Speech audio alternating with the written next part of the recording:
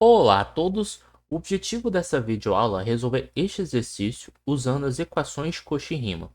Nós já discutimos na aula de função inversa qual é o domínio aonde nós temos que a função é analítica para a função logaritmo principal de z, usando aquele resultado lá de derivadas de funções inversas.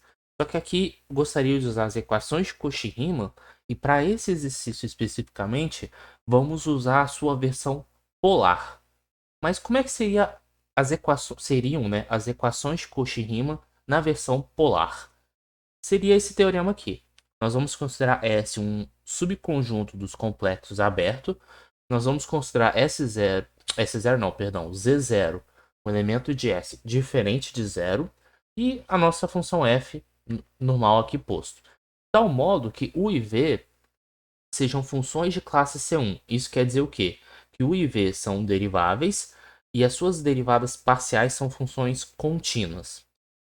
Então, U e V satisfazem as condições de Cauchy-Riemann num valor Z0, e aí esse Z0 escrito na forma polar, se e somente se essas funções U maiúsculo e V maiúsculo, definidas numa vizinhança desse ponto, satisfazem essas equações que estão postas aqui. Além do mais, caso de fato essa função seja, caso as condições de Cauchy-Riemann sejam satisfeitas, ainda nós vamos ter que f' de z0 é dado por essa fórmula. Então o que nós vamos justificar aqui, eu só vou justificar essa passagem aqui, e no final eu vou dar uma dica de como justificar essa passagem aqui. Mas antes, eu gostaria de simplificar a escrita aqui. Então vamos trocar o R todo aqui por U índice R, só para facilitar a visualização, igual a 1 sobre R0 V θ. Isso aplicado no ponto R0 θ0, então deixa eu até colocar isso aqui, né? R0 θ0, perdão pelo garrancho aqui. E aqui Vθ aplicado no ponto R0 θ0. E aqui nós temos U sobre R, o θ igual a menos VR, aplicado ao ponto R0 θ0. Aqui, para ficar toda hora aplicando ao ponto R0 θ0, toda hora, eu vou considerar Rθ genérico e é só fazer uma pequena adaptação, para não ficar uma coisa muito enfadonha. Mas o que eu gostaria de chamar a atenção é para vocês observarem na expressão do U maiúsculo de Rθ. Esse U maiúsculo de Rθ é simplesmente você olhar para a função U, só que trocar o x por R cosseno θ. Então a gente está trocando, fazer um rascunho aqui. Nós estamos trocando o x por R cosseno θ e estamos trocando o y por R seno θ.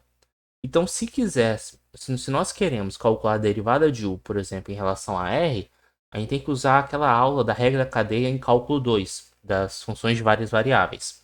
Qualquer coisa, se eu lembrar, vou deixar o vídeo na descrição. Mas o procedimento é mais ou menos o seguinte.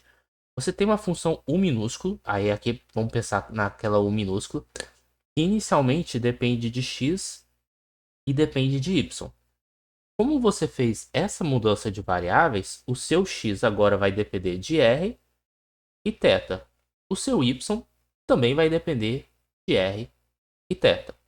Então, se nós queremos calcular a derivada de u, aí aqui eu estou pensando no u maiúsculo, em relação a r, isso é nada mais nada menos que você derivar u em relação a x vezes derivar x em relação a r. Então eu vou olhar para essa expressão, derivar x em relação a r, que nesse caso vai dar cosseno θ. Mas, porque essa não é a única forma de você sair de u e chegar em r, então você tem que derivar u em relação a y vezes derivar y em relação a r, nesse caso, seno θ. Vou fazer o mesmo procedimento para calcular a derivada de u maiúsculo em relação a θ. Então, nesse caso, derivada de u em relação a x, derivada de x em relação a θ. Então, isso aqui vai ficar menos r seno θ. Eu vou até colocar o r na frente para ficar mais fácil. Então, vai ficar r ux seno θ mais derivada de u em relação a y, então nesse caso vai dar uy, derivada de y em relação a θ, perdão, aqui vai ficar r cosseno θ. Então, r cosseno θ. Então, vamos guardar essa informação, vamos calcular as derivadas de v. V maiúsculo segue exatamente esse princípio. Aqui deveria ser um v minúsculo, mas tudo bem. Então, para você calcular a derivada de v maiúsculo em relação a r, agora é só trocar o nosso u por v, e fazer exatamente o mesmo procedimento. Então, vai ficar a derivada de v em relação a x vezes derivada de x em relação a r, que nesse caso vai dar cosseno θ, mais derivada de v em relação a y vezes derivada de y em relação a r, seno θ. Mesmo procedimento agora para v maiúsculo θ. Então, derivada de v em relação a x vezes derivada de x em relação a θ. Então, vai ficar menos r aqui na frente, né? Menos r vx seno θ. Mais, aí aqui é análogo, então já vou direto. R, Vy, cosseno de θ. Então, nós temos essas informações básicas. E o que diz o teorema? Que nós vamos ter as condições de Cauchy-Riemann satisfeitas se e somente se essas condições são satisfeitas. Então, observe o seguinte. Vamos provar a ida. Vamos provar que se nós temos as condições de Cauchy-Riemann, então nós vamos ter aquelas condições. Então, eu tenho que olhar primeiro uma relação que existe entre o R e Vθ. Então, eu vou pegar o UR, vou pegar o Vθ e vou analisar. Será que existe alguma relação entre eles? Então, copiei e colei o R, vou copiar e colar o Vθ. Vamos ver se nós conseguimos extrair alguma informação em relação a eles. Se a gente pensar direitinho, a gente pode utilizar as condições de Cauchy-Riemann para alterar o Vx e alterar o Vy. Vamos fazer um rascunho aqui. Nós temos aqui o x Vx, o y Vy. Então, o x, pelas condições de Cauchy-Riemann, é igual a Vy. Então, eu vou trocar aqui o Vy por o x. E aqui tem esquecido o y, né? Na hora de copiar e colar, não saiu o y, né? Então, beleza. O R tem o y aqui. Então, troquei o Vy por Ux. Agora eu vou trocar o Vx por menos o y. Então, com esse menos, então menos Vx vai ser igual a mais o y. Vou trocar aqui por x. Agora, vou colocar o R em evidência nessa expressão. Então, eu vou afastar um pouquinho aqui. Vou apagar os R's, abrir um parênteses e colocar o R em evidência. Só vou ajeitar um pouquinho mais a escrita. A única coisa que eu fiz foi colocar o R em evidência. Só que, se você observar o que está escrito dentro desse parênteses, o x cosseno θ mais o y seno θ. Isso aqui é exatamente a derivada de u em relação a r.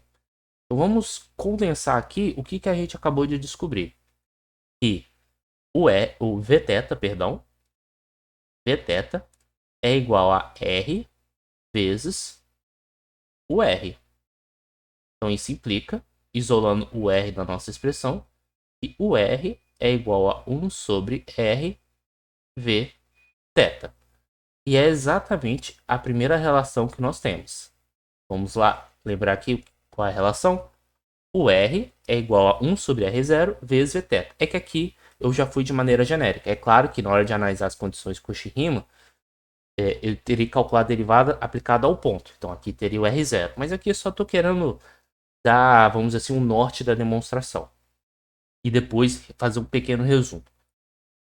De maneira análoga, agora nós vamos analisar a relação que existe entre o θ e VR. Então eu vou pegar o Uθ dessa expressão e o VR. Estão até coladinhos aqui, vou até aproveitar que estão juntinhos. Vamos analisar essas duas expressões. Então, vou utilizar as condições de Cauchy-Riemann para fazer a substituição. Então, nesse caso, só para eu copiar e colar as condições de Cauchy-Riemann. Copiar e colar não, vou deixar aqui embaixo para facilitar a visualização. Então, Vx é igual a menos o y. Então, eu posso trocar isso aqui por menos o y. E o Vy é igual ao x. Então, eu vou trocar o Vy por o x. Se vocês observarem direitinho, na expressão desse o θ aqui, copiar e colar aqui embaixo, eu posso colocar o menos r em evidência. Porque observe que tem o sinal trocado, né? Esse menos tem o seno, aqui o menos está o cosseno. Aqui está mais o cosseno, aqui está mais seno. Então, mais o seno. Então, vou colocar o menos r em evidência. Então, ao colocar o menos r em evidência, o que vai sobrar aqui é o x seno de θ menos o y cosseno de θ. Só que esse camarada aqui, se você for observar direitinho, é exatamente o nosso VR. Então, isso implica que o θ, né? Deixa eu colocar em branco, né? O U maiúsculo θ é igual a menos R vezes isso aqui, que é o VR. Então, passando esse R para o outro lado, dividindo, menos... Passa dividindo só o R, né? Então, 1 sobre R vezes o θ é igual a menos VR. Então, se vocês forem observar, é exatamente a relação aqui, ó. 1 sobre R, o θ, igual a menos VR. Só que, como é que a gente vai fazer para memorizar essa relação? É aí que eu vou explicar para vocês uma maneira que eu uso para memorizar essa relação. Eu gosto de fazer da seguinte maneira. Aumentar a intensidade aqui da escrita. A gente coloca de maneira simulada as equações de Cauchy-Riemann clássica. O R, o θ. Antes de mais nada, eu fiz a ida, né? Se satisfaz as condições de Cauchy-Riemann, então satisfaz essas relações aqui que eu obtive. Como é que faz a recíproca? Bem, é só desenvolver o caminho contrário. Porque o que acontece? A partir do momento que você tem essa relação, você consegue fazer o caminho de volta. Mas isso eu vou deixar para vocês completarem a prova. A única coisa que eu fiz aqui foi, se eu sei que as condições de Cauchy-Riemann são satisfeitas, então vale essa relação. Mas é que falta a recíproca. Mas a recíproca eu vou deixar a cargo do leitor, vamos dizer, a cargo do telespectador, talvez. Enfim. Então, voltando aqui. A gente coloca o R e o θ, VR, Vθ. E aí, como eu gosto de memorizar, vou até usar isso aqui como carona. Nas condições de Cauchy-Riemann, a gente colocaria o quê? Que o R é igual a Vθ. Só que eu gosto de memorizar da seguinte maneira. Quem tem o θ, eu vou colocar 1 sobre R na frente. Então, o R é igual a... o R é igual a 1 sobre R Vθ. E VR é igual a menos, pensando nas condições de Cauchy-Riemann. Como nós temos o θ, eu vou colocar 1 sobre R na frente. O θ. É exatamente assim que eu faço para memorizar. VR é menos 1 sobre R o θ, ou seja, quem tem θ você multiplica por 1 sobre R. Quem tem θ você multiplica por 1 sobre R. E aí você consegue meio que fazer uma analogia com as condições de Cauchy-Riemann clássica e facilita na memorização. Agora vamos pegar este teorema e justificar o exercício. Antes de fazer isso, só para relembrarmos, ainda falta demonstrar esse detalhe, mas basta lembrar que lá nas condições de Cauchy-Riemann, nós tínhamos que o f' de z0 seria igual a ux mais i vx. Então basta isolar ux e vx nessas quatro relações que vocês vão obter essa fórmula. Mas isso também vou deixar a cargo do você que está assistindo esse vídeo. Vamos agora para o nosso exercício. Vamos utilizar as equações de Cauchy-Riemann para determinar a região máxima D do plano complexo tal que a função f de z igual ao logaritmo principal de z seja analítica em D. Então, o primeiro passo é escrevermos a nossa função logaritmo. Então, f de z sendo o logaritmo principal, isso é ln do módulo de z mais i vezes o argumento de z. Aonde o argumento de z, por ser argumento principal, ele tem que estar no intervalo aberto no menos π, fechado no π. Na hora que a gente for usar as condições de Cauchy-Riemann, nós vamos ter um detalhe. O que eu vou fazer agora? Vou escrever essa função na forma polar. Então, vou escrever essa função dependendo de r e θ. E aí, o que acontece? O módulo de z é exatamente o r. Então, isso aqui vai ficar ln do módulo de r mais i vezes o argumento de z é exatamente o nosso θ. Só que a gente tem um porém. O θ, inicialmente, ele tem que estar no intervalo de menos π, aberto, fechado no π. Só que, para estudarmos as condições de Cauchy-Riemann, nós somos obrigados a considerar um intervalo aberto. Então, vamos considerar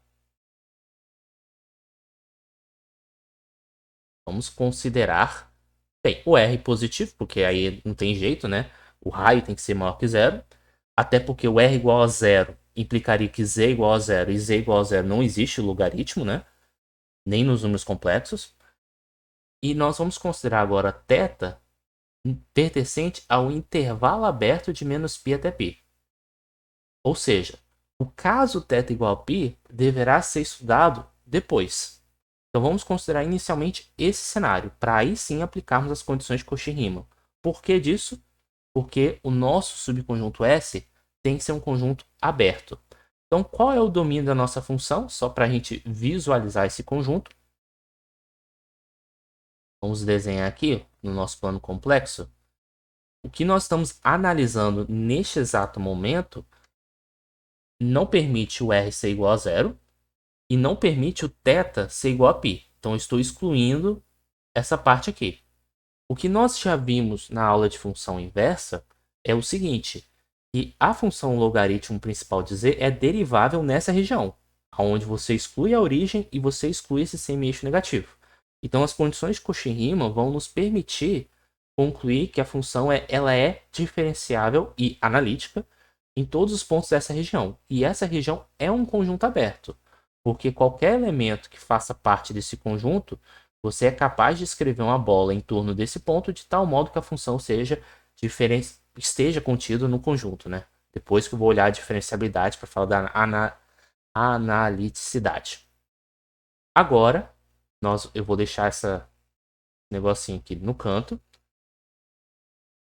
Nós vamos estudar as condições de Cauchy-Riemann. Opa, não era isso que eu queria. Nós vamos estudar agora as condições de Cauchy-Riemann. Primeira coisa que a gente tem que identificar quem é o nosso U. O nosso U é a parte real da função, é o ln do módulo de R. Quem é o V? É quem está multiplicado pelo I. Então, nesse caso, é somente o θ. Aonde o θ tem que estar no intervalo aberto de menos π até π. Perdão. Lá vamos às condições de Cauchy-Riemann versão polar. Derivada de U em relação a R. Como R é positivo, módulo de um número positivo é ele mesmo, então tá tranquilo. E derivada de ln de R é 1 sobre R, em relação a R, né? Derivada de V em relação a R vai dar zero. Derivada de U em relação a θ dá zero, porque aqui não tem θ. E derivada de V em relação a θ dá 1. Lembra das condições de Cauchy-Riemann? Então a gente tem que verificar o quê? Se o R é igual a quem está acompanhado do θ, você tem que pagar uma taxa de 1 sobre R Vθ. E isso é verdade? É verdade.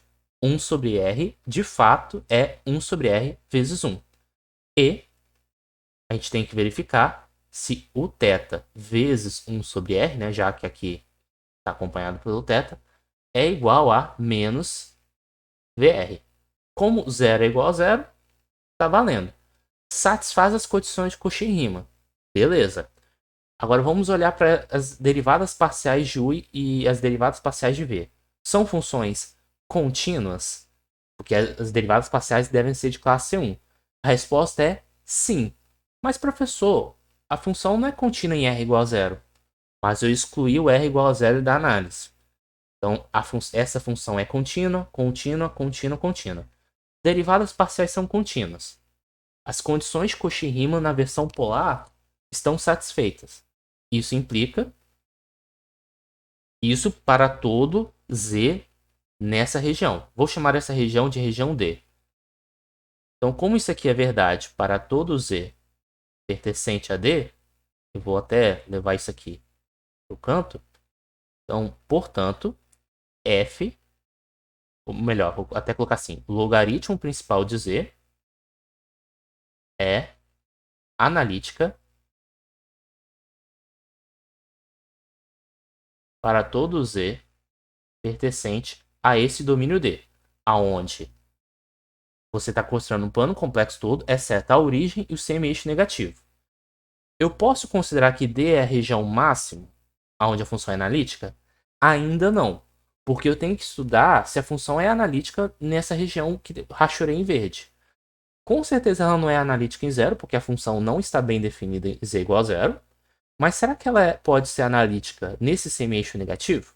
Falta justificar isso. E aí eu vou colocar somente no formato de observação, porque isso aqui eu deveria ter feito em um outro momento. Mas dá para pegar a intuição. A observação que eu gostaria de fazer é o seguinte. A função,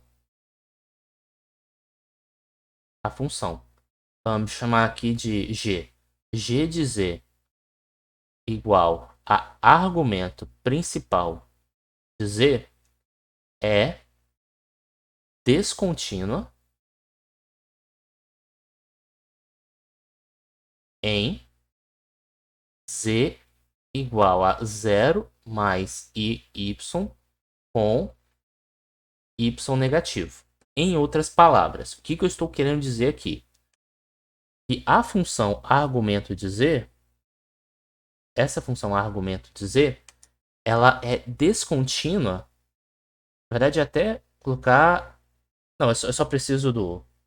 Não preciso, tava pensando em colocar menor ou igual, mas não preciso. Só quero olhar para o semi-eixo negativo. Ela é descontínua nessa região. E aí o que acontece? Se a gente de fato tiver essa informação, se uma função ela é descontínua, logo ela não é derivável. Como aqui nós temos que o nosso v é o argumento de z, então essa função f, ou seja, o logaritmo de z, o logaritmo principal de z, ela seria descontínua. Por quê? Porque a parte imaginária seria uma função descontínua. E sendo descontínua, não seria nem diferenciável. Aí a gente justifica de fato que a função não pode ser analítica nessa região. Por quê? Porque ela não é nem diferenciável, não é nem contínua. Então, só faltaria esse fato. Só que aqui eu só vou dar uma intuição de por que isso acontece. Se você pega qualquer ponto nesse semi-eixo negativo, vou até deixar esse ponto mais firme aqui, você consegue construir uma sequência de pontos, que eu vou marcar aqui, e observe que essa sequência de pontos, os argumentos desses pontos, desses números complexos, eles vão convergindo para π. Porque aqui nós vamos ter um determinado argumento. Aí você vai aumentando, argumento principal, né, nesse caso que eu estou falando. E aí o que acontece? Na hora que você toma a imagem da função dessa sequência, essa imagem ela vai convergir para π. Só que se você considera essa sequência aqui de baixo e aplica a função g nesses pontos, vai formar uma nova sequência e essa sequência ela não vai convergir para π. Ela vai convergir para menos π, porque os argumentos principais aqui embaixo são números negativos. Então aqui vai convergir, o argumento vai convergir para menos π, aqui o argumento vai convergir para π. E a função aqui aplicada nesse ponto dá π. Então não teria nenhum problema na sequência amarela, a laranja. O que estraga a continuidade da função é essa sequência que está em azul, porque você tem uma sequência de pontos aonde quando se aplica a função nesses pontos está convergindo para menos π, sendo que a função em si, na hora que você aplica a função nesse ponto branco, o resultado dá π.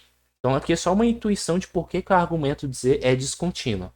Então, sendo descontínua nessa região, o que acabamos de concluir é, nós já sabemos que a função ela é analítica em toda a região, exceto que está rachurado em verde. A gente acabou de mostrar que não pode ser rachurado nesse semi-eixo aqui, não é bem definido em zero, então logo não é diferenciável, portanto, o maior domínio possível na qual temos para justificar que essa função aqui é analítica, é essa região D aqui. Caso vocês queiram resolver o mesmo exercício, só que tomando outros logaritmos, o procedimento é análogo. E aí você só teria que ficar atento ao intervalo do ângulo que você está considerando.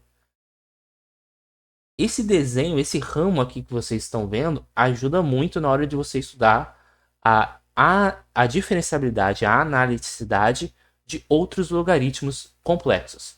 Então, espero que tenha ficado claro essa videoaula. Exclusivo, esse vídeo, inclusive, é inspirado num comentário que eu recebi em uma das videoaulas, onde a pessoa pediu para tirar uma dúvida sobre esse exercício. E foi uma excelente oportunidade para apresentar as condições de Cauchy-Riemann na versão polar. Então, eu espero que vocês tenham gostado desse vídeo. Peço que curta, compartilhe com os colegas, deem feedback se ficou claro a explicação, por gentileza. E até a próxima videoaula.